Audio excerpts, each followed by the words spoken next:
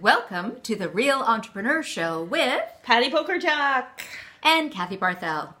And today we want to talk about the fear of asking for what you're worth. Ever that happen to you? I would say that's almost a gender thing too. Happens a lot to women. It does. It really does, unfortunately. I've known guys that have trouble with this, but you're absolutely right. It's something we women do. This week I was at a Company of Women meeting. Yay, the Association Company of Women. And what happens at the Company of Women stays there. But there was a lady who does deal with a lot of money because she's a bookkeeper. Yep. And she even had problems, asking for what she is worth. Wow. And if she does, and if she's always asking money for her clients, and there was another lady who had problems invoicing. She would delay by a month. That's the fun part. I know. I popped up and went, that's the only admin job I love doing. You know why? Is that for most of my life, I've been, a commission salesperson, and I never got paid till the company got paid, and they won't get paid until somebody sends them an invoice. Yep. Right? Yep. People don't normally pay before getting an invoice, so should never, ever hesitate. If you got a contract and it says, this is what the terms are, and you should get paid within this certain time, and it's, Yeah, exactly. I mean, a lot of people have a fear of chasing the money. That's the other thing, right? Is following up. Once you get the invoice out, it sadly doesn't always mean you're going to get the money tomorrow. Especially if it's a bigger company, right? Yeah. And then there should be absolutely no fear at all because your client and the accounting department are two separate entities, and they're not going to talk and say, that supplier of yours, they're chasing me for her money. Yeah. It's like, it's due, so you should pay it. Yeah, right? and if your clients aren't large corporations, what I do when I work with clients on their copy and so on, it depends. If it's a book, the payments might be sort of spread out in thirds or whatever, depending how large the project is with a book. But if it's their website copy, what I do is it's 50% up front. Yeah. So they know that on the finishing of the project is the balance is due. I've been fortunate. I've never really had anybody have a problem with that. Because the standard business is in my invoices, it says either pay on demand or pay when when you get it, or pay within 14 days. Yeah, mine is pay on demand. Pay on demand, Exactly. And sometimes you might give terms. Yeah. Especially if it's a company like a corporation where they demand 30 to 40 to 60 days. Yeah. But when it comes to it's 30 days, on the 29th day, you should be talking to the accounts payable and say, hey, because they might not have got your invoice. Yeah. You could have sent it to your client and sitting on his desk. Well, we're not saying because women are way too efficient and they're way too honest, and they want to pay what they're exactly. And also, we often think about that it's about us, right? We always put it back to us. It's because I didn't do the job, or maybe it's because all this stuff. When it's most of the time not about us at all. Absolutely not, because you've done a great job. It's about feeling your self-worth. It really comes down to self-esteem. Yeah. And, because I guess we identify there's a couple of things what might make people reluctant to ask for their money. Yep.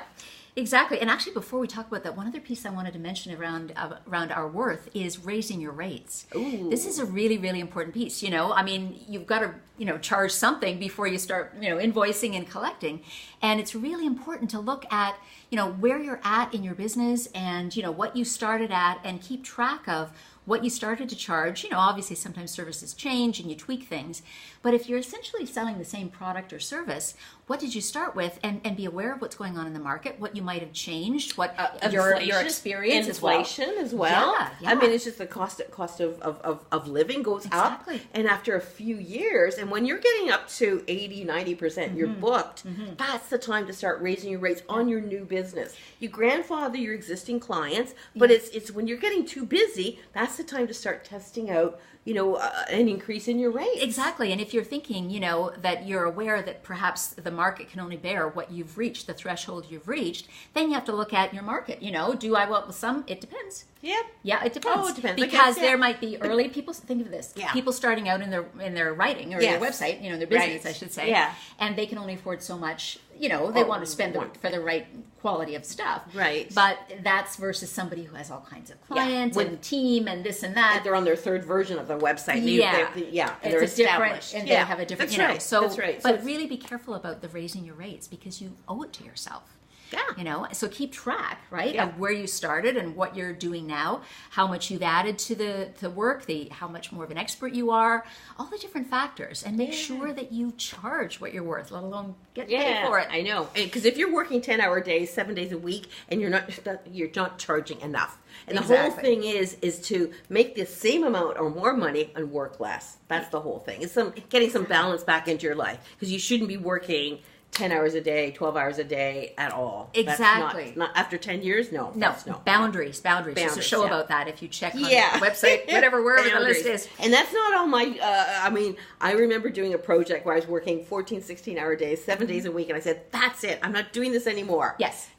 I've done my time, and that was 20 years ago. Excellent. Yay. Well, it's like, learn the lesson once, right? Yeah. Have that. We all go through it. And then what do we always look for the lesson? Yeah. But to your point, in terms of the advice, to really charge what you're worth and to really not be afraid of asking for what you're worth. The money mindset, even though I hate that word, but there is that it comes down to your self-esteem, what you think of yourself. And you had a great suggestion, right?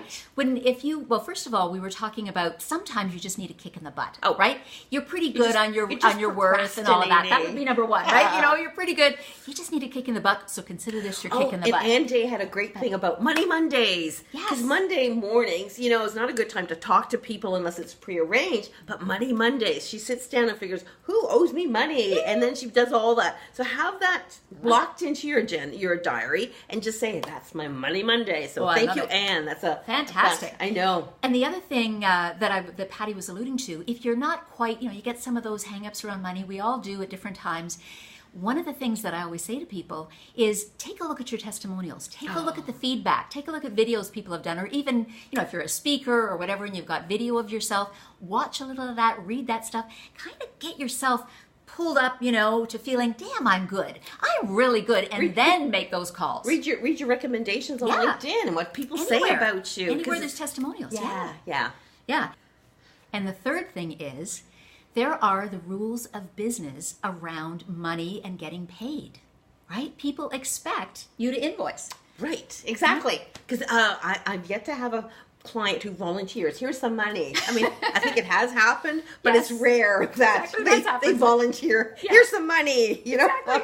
But normally, if you said you're going to invoice and the terms are on the thing, and if it's if you're due for payment and it's overdue, it's like, hey, what's up? And if you send an email, you don't hear from them, then pick up the phone because there's a spam folder out there. Exactly. It's happened to me, and it's like. Yeah, so you got to get rid of that negative self-talk. Yeah. You deserve to be paid. It's just the rules of business. So exactly. If you've earned it, go get it. Ask for it. Yes. You know me. Don't get what you don't ask for. So exactly. Go for it. Exactly. Till next time. See you soon. Bye.